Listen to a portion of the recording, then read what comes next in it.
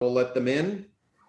We will call to order our February 17th Emergency Planning Committee meeting. And to begin, we'll respectfully acknowledge that today's meeting is being held on the traditional territory of the Wasanich First Nations.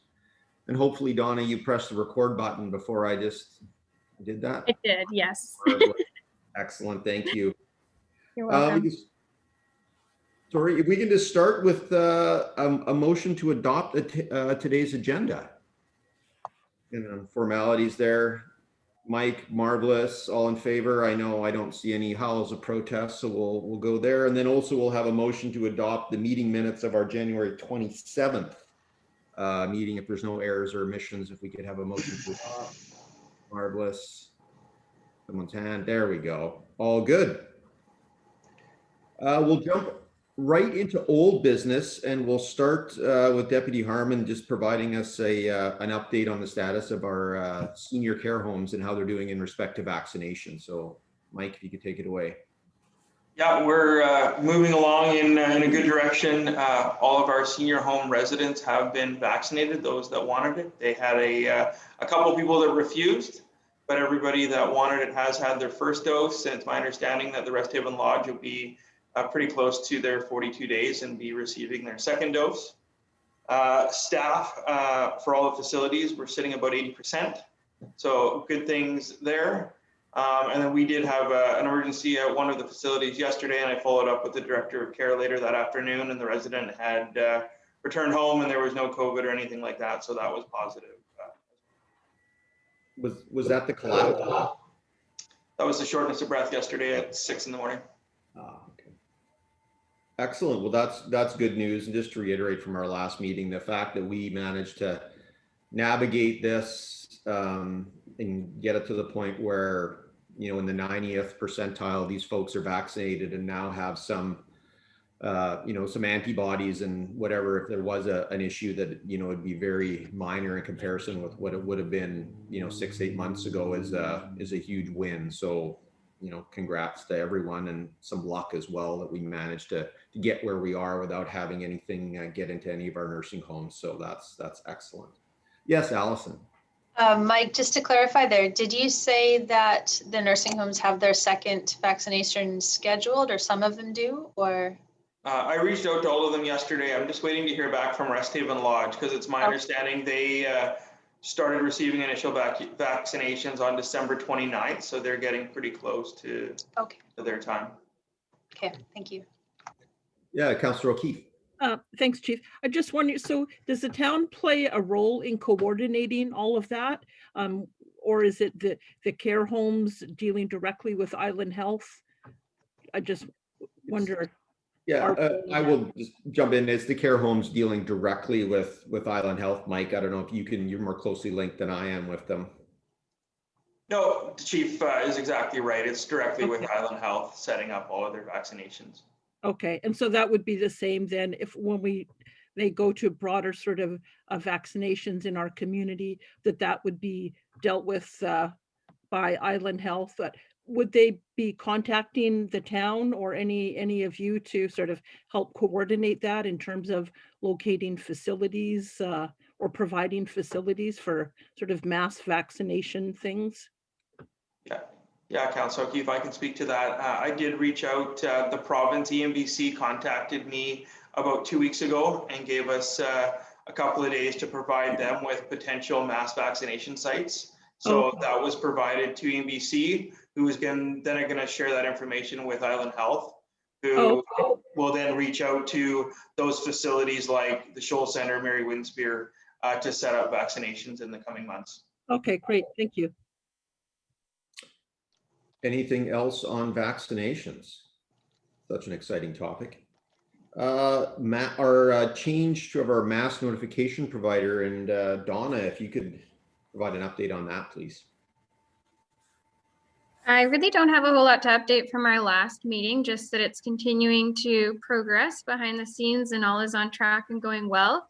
So you'll start to see some messaging on that probably towards the end of the month, but for sure early March.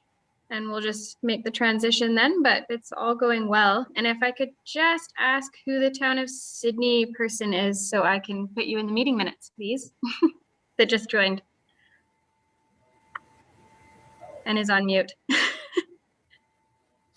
Right, that's me, Will. Thank you, Will. You bet. And that's it for my update on the notification provider. Will has a face for radio, I think. I don't know what's going on there, but well, come on. Anyways, good news. We received notification that we were successful in a grant application from UBCM for $21,000. Correct me if I'm wrong, Deputy Harmon. 21,000. That's correct. Which is great news, and that's going to go towards updating our evacuation planning. Basically our plans, which is definitely long overdue. So you can perhaps expand on that, but I think the next steps would be contacting Jim Lamort and getting that process underway. Yeah, no, we'll be contacting Jim Lamort to refresh the evacuation route planning for the town of Sydney, which the chief said is quite outdated. And then hopefully we'll be able to link in. I know we're working in the LG pack on a regional plan as well. So. Yeah, and I think that's great. That's definitely one component of our emergency preparedness plan that perhaps one of the most dated components. So the fact that we're going to be able to complete kind of a refresh on that with very kind of minimal staff time, although I do anticipate there will be, some staff time involvement on a kind of consultative basis to kind of fill in the blanks or help Jim with some information that, if things that have changed since the last time, but we should have a nice refreshed deliverable there with very little worker cost to the town. So that's definitely a win. So thanks to Donna and Mike for getting that in and successful. So that's great news. With that, is there anything in respect to old business that anyone else would like to bring up before we jump to new business? Oh, I apologize. There's one other thing here. Allison, there was an issue or a confirmation that signs are basically placed around the town hall, just confirming that we're open for business. We confirm that that's been completed? Yeah, I looked at the signs on the front door and it does give the phone number to contact for an appointment. So I think all is well there. We might just need to take a look at the headers in some people's emails that might be indicating otherwise. So I'll coordinate with Randy and Andrew on making sure we're getting consistent messaging out to staff. I'm still hearing some staff say to people at the door that we're closed. So not that they're available by appointment. So we'll talk about consistent messaging about that between departments. Excellent. And I just want to assume that the messaging on the town website is that consistent as well? Has that been updated? I haven't looked specifically. I'll take a look and see if we need to update that too, just to reflect that we're open by appointment and otherwise access is restricted. Perfect. Excellent. I think that's good. We'll all get on the same page, or that would be marvelous. Any other old business? Marvelous. New business. The first thing we'll speak of, we have been selected and did decide to collaborate with the University of Victoria on the business continuity planning course that they're putting on as part of their emergency management program. And really our role as the town will be as a facilitator, basically to link graduate students or students to appropriate businesses, and then they can conduct research and deliver, and the deliverable will be the written and oral findings for businesses, whether it be Nicholson Manufacturing or other kind of large businesses, about the state of their disaster resiliency and how they can improve upon it. So we've done work with Lori Pierce previously as a professor at Royal Roads, and she's also a professor at UVic. And we have a strong relationship with her, and have benefited greatly by having her graduate students work with the town. It's only been a benefit to the town, so we're happy to fulfill that role again. And again, the town will be participating in this as well. We've gone through a lot of business continuity planning or, you know, kind of a refresh as a result of the AG's audit. So any opportunity we can to have another set of eyes, just looking at how we're doing and offer recommendations is been hugely value to us in the past. And I think it shows that it's good that Royal Roads and UVic identify the town of Sydney as someone they want to collaborate with and have their graduate students work with. So Donna, I know you've been kind of point on this. If there's anything else you can add, I think it's exciting. I think you've basically covered it, but really, yeah, just to emphasize, it's exciting. I mean, the last time we worked with Professor Pierce, the report we got, we really used as a grounding foundation for a lot of our emergency plans. So I think there's going to be a significant value to us participating in this. But Councillor O'Keefe, it looks like you had a question. And Randy? Yeah, thanks. I'm just wondering, how are we identifying those businesses? Do we see maybe consulting with the Chamber of Commerce to point us in the right direction, or does the university have certain criteria for, are there certain types of businesses or size of business that they're looking for? Donna, I'll let you answer that. So Yeah, so they do have criteria and they've identified some, but I'm actually hoping to speak with Morgan from the BIA today. We chatted briefly yesterday and we were going to chat more in length today. And then just with the changes at the chamber, we'll rope them in, but probably Morgan will be my initial contact, and she's got some ideas as well. So we're working on that. There's also, they've identified a not-for-profit organization as well, and they identified Beacon Community Services. So I've also been in conversations with Glennis and potentially having them be a candidate as well. Okay, good. Yeah, I think it was obvious BIA is a good one to contact, but it'd be nice to see us go outside of the downtown core. And so yeah, touching base with the chamber to get some maybe on the west side or other areas, and different types of businesses would obviously have different experience. So great. I'll jump in. I agree 100%. And the goal is to, you know, as facilitators, is try to drive it around. And obviously we would benefit by having some of the larger businesses that are, you know, be at the greatest risk from a continuity perspective. So obviously, like you say, kind of the industrial commercial zone on the west side, also the Harbor Road, you know, marine sector. It'd be good to have some of the larger organizations there represented. And then of course, you know, our downtown. So yeah, definitely we'll be advocating to kind of spread it around and not have it, you know, very kind of downtown centric. So Randy, you had a question? Yeah, thank you. It's unrelated, but just kind of related to the business continuity component.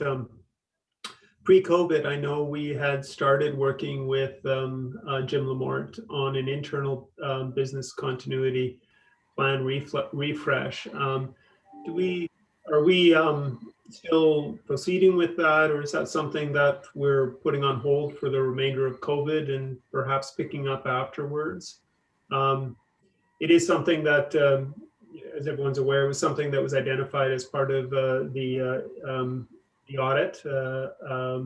That it's something that we needed to do. And I know Jim had started that, and then he had to take off for a bit, and we never picked it up again. But just wanted to know if we're still focusing on that, or is that something that we're going to, like I said, wait until after we get through COVID? You know, it's a good question. It was my understanding that when Jim went away, it was something we were just going to kind of put on hold briefly. And then as a result of COVID, obviously all of our priorities shifted, because some of it definitely involves a lot of face-to-face interviews and timing. Obviously now we're kind of transitioned or kind of more back into we should be able to accomplish some of that via Zoom. I'll re-engage Jim, and perhaps Dawn, I don't know if you have anything else other to add about the timing of that, but that's definitely what I recollect. Sort of what I recollect as well.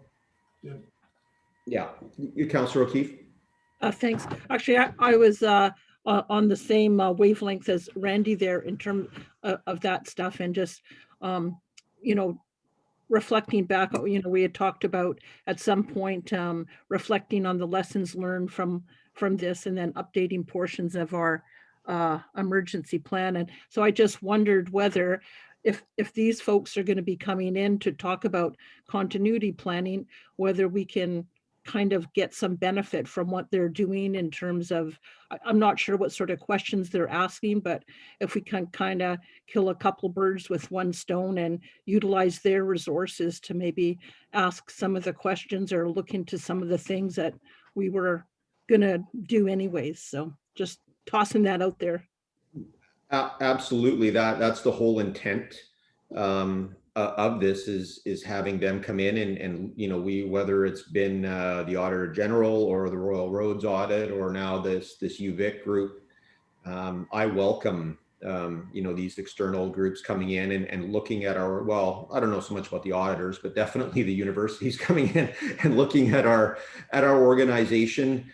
And as Donna alluded to, particularly the Royal Roads Audit has really laid the groundwork and been primarily our path to success in a lot of ways, to really evolve our emergency management structure in alignment with.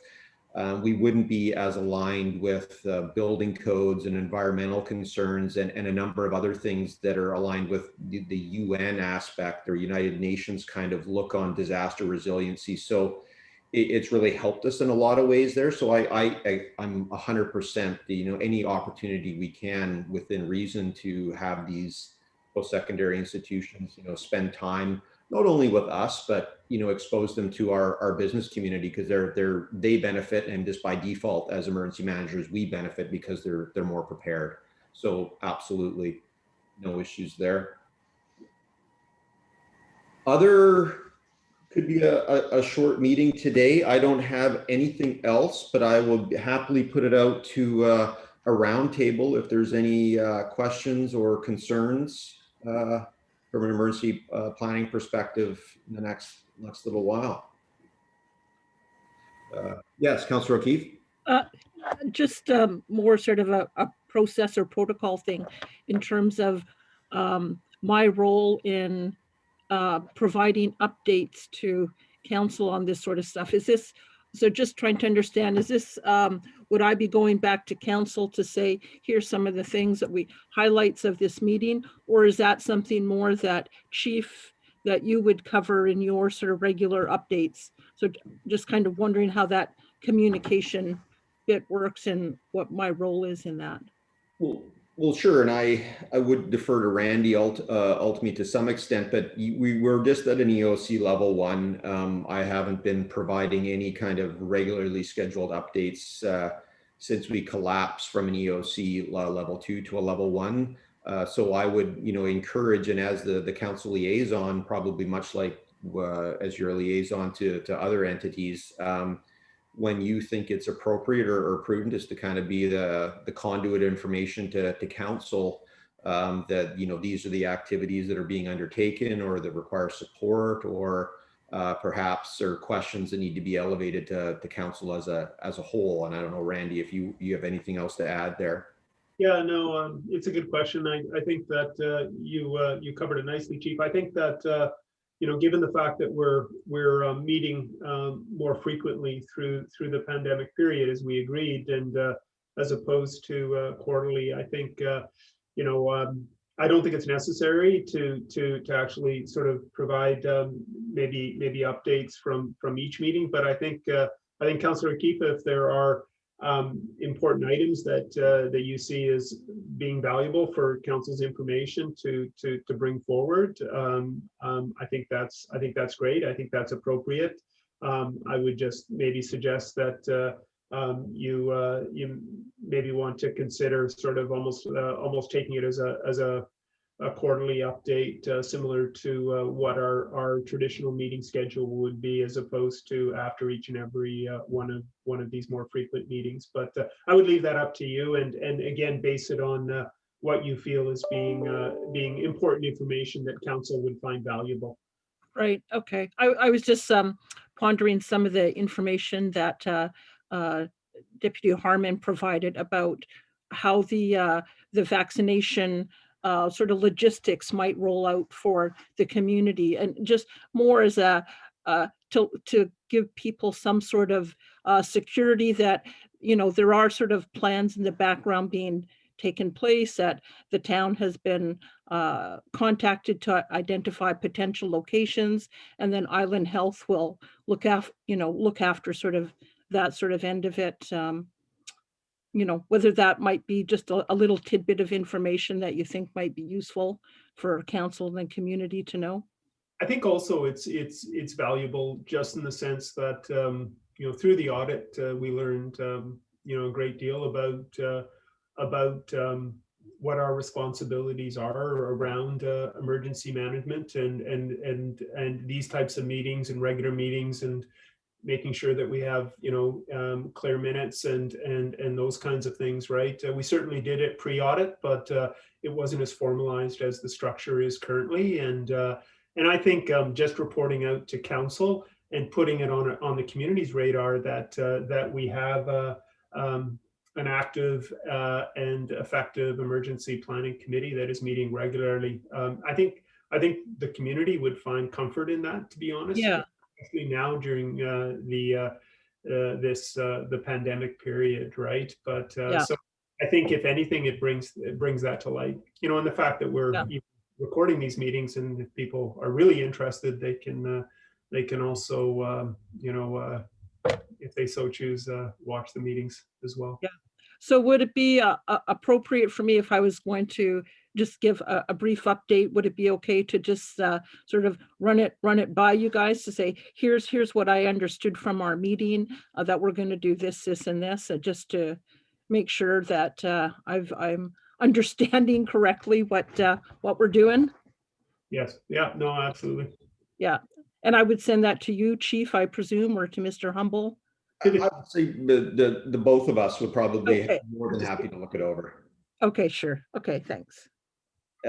I just have one more thing to add. I would just like to thank Brian and his team and Bruce. When we had the snow event, I know there was a real excellent level of coordination between Brian, Deputy Harmon, and Adriano at Public Works in respect to getting roads, you know, cleared, having our emergency access maintained, not just for us, but definitely for the ambulance service. I was in contact with them, and they were quite happy with the level of service and access provided in and out of the CSB. And that has worked really well, and just wanted to say thanks in a public way, because it definitely worked really well, and just wanted to say thank you to you guys for doing that. Randy? Yeah, I just want to say, yeah, thanks for mentioning that, Chief. Also, I wanted to acknowledge Staff Sergeant Connolly and the RCMP as well for, as everyone's aware, we have a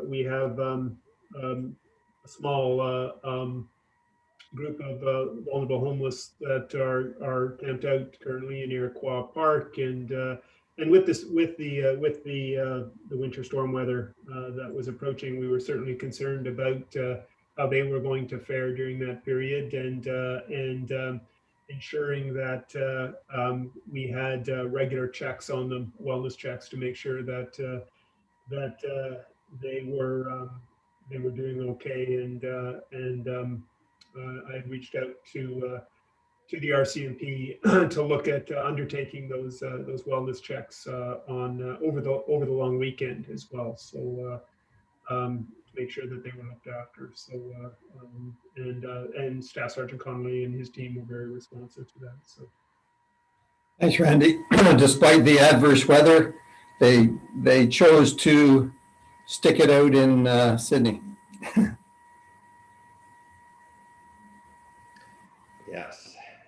So Councillor O'Keefe, you had your hand up as well, I believe. Oh, yeah, so I just, in relation to Summergate Village, I remember last winter, there was a bit of an issue there where they didn't have snow removal, and then the fire department had to go in and actually shovel snow to get people out of there. And I'm wondering, are they better set up this season to deal with those sorts of things?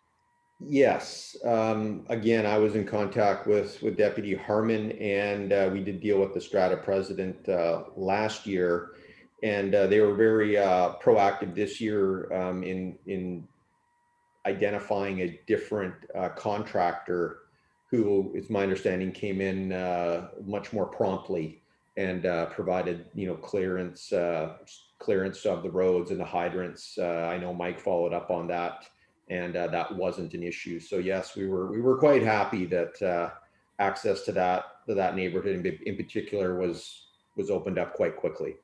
Okay. And another question, if I may, for Sergeant Conley, in regards to the unsheltered folks. I get a lot of questions about, how are we supporting them? And you gave us some information on that in your most recent report. And you just mentioned they opted to stay in Sydney when you checked in on them. So does that mean that there is a place for them to go if they so choose to get shelter? Yes, that's correct. Okay. There was, as part of those checks, Victoria had, for both adults and youth, had made additional emergency shelter available, and they were made aware of that. So they did have that option. Okay. I think one sort of development locally was that one of the homeless who has been staying in the park did reach out to the outreach worker that comes each week, and they were able to actually find a local housing option for that individual. So that is one less person homeless actually right now. Right. Okay, great. Okay, thanks very much for that. Yeah, that's great news. And yes, you through, I'm sure Staff Sergeant Connolly is in receipt of it, but Mike and myself, we're copied on all the correspondence in the CRD in respect to when there's cold weather events.